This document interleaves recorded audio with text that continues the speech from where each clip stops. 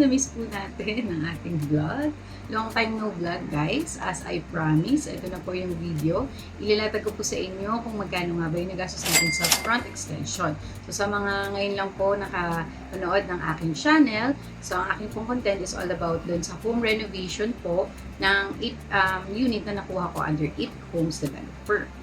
Okay. So, papakita na natin. Kasi dami din nagtatanong sa akin kung magkano na nga ba. And guys, yung ating front extension na pinagawa, hindi pa talaga siya finish. Bare type lang po siya guys. So, huwag kayong mag-expect na ganun kaganda dahil nga nahinto po yung ating pagpapagawa dito. Pero para lang po may idea kayo, na ilatag na po natin. Ang total expense po na nagastos po doon sa front extension is about 76,500. So, para hindi nakakalito, sarado natin 77,000.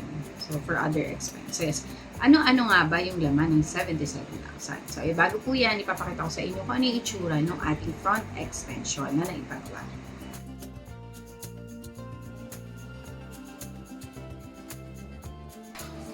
Ayan. So, ginagawa ng aming front extension. Here it is.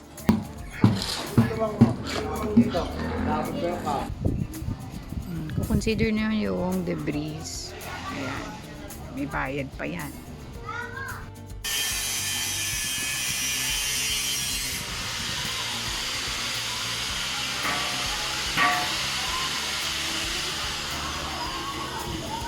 So, magkano nga ba yung labor doon sa front extension?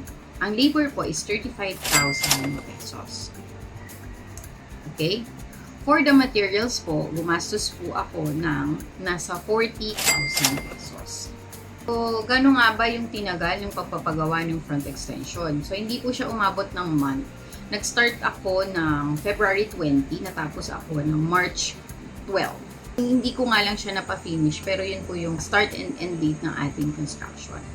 Yung gate po natin, huli po natin siyang napagawa, dahil syempre naghanap pa tayo.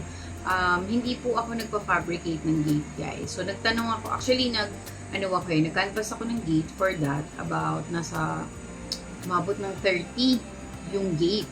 So ang tips ko sa inyo, kung hindi naman kayo ganun kaselan at makakita kayo ng mga second hand na gate from mga same unit na nag-renovate ulit, nagpaganda ng bahay, so syempre i-dispose nila yung mga gate.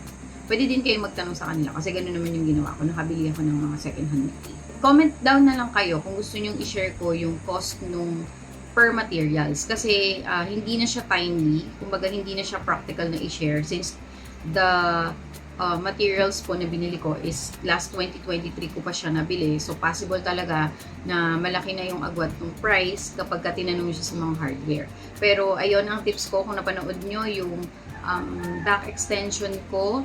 Doon po is inisa-isa ko yung mga materyales. And meron din po ako dong tips kung paano ko makakahanap ng mga suppliers na mura. So again, hanap po kayo ng mga 3 to 4 suppliers around the area. Tapos i-compare nyo yung price. Timbang nyo kung kanino siya bibilin. Kasi malaking factor din yung delivery. So ako, during this time na nagpagawa ako, isang beses lang akong nagbayad ng delivery fee. So, yun pa yung sa steel deck. Ewan ko. Pero, ayun, good thing naman kasi ang goal natin, minimal to no delivery fee yung gastos natin. So far, na-achieve naman natin siya kasi around 150 lang ata yung nabayaran ko for the delivery. The rest ng materials ko, free delivery siya. I-divide nyo maayos. Kung medyo mas mabusisi kayo, as ma-monitor kayo, katulad ko, ma-achieve nyo yung mga free delivery na yan at ma-achieve nyo yung mga murang materials. And, thank you for watching guys. Again, don't forget to click like and subscribe on my channel para naman maging updated kayo sa aking mga susunod pang mga video. At guys, soon, in God's grace guys, bibigyan ko na kayo ng additional tips sa ating home renovation.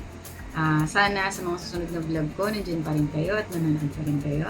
Share po natin yan. Mga nababagalan po sa home renovation ko, pasensya na po. At tayo po ay kinukulang ng budget. Pero, ayan, ang goal po natin is matapos po talaga natin itong bagay. Thank you for watching! Bye! Click nyo na yan! Click nyo na!